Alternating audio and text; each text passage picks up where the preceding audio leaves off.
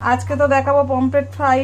Pomfret মাছ এই যে তার জন্য নিয়েছি পুদিনা পাতা, ধনে পাতা, কাঁচা লঙ্কা বেটে নেবো, আদা রসুন বাটা আছে, আর মাছগুলোকে চিড়ে দেবো, দেখাচ্ছি পরে। চিড়ে নিয়ে ফিরে এসেছি, লেবুর রস দিচ্ছি আর নুন দিয়েছি, মাখিয়ে দেবো, পরে ফিরে আসছে আবার কী করবো। হলুদ, দই, টক দইয়ের মধ্যে হলুদ, গোলমরিচ,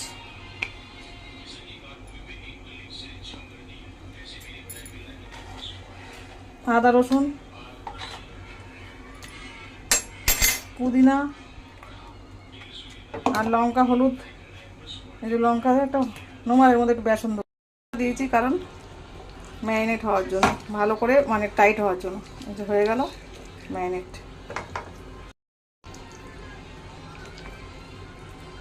বন্ধুরা পমফ্রেট মাছ ফ্রাই করছি। পমফ্রেট মাছ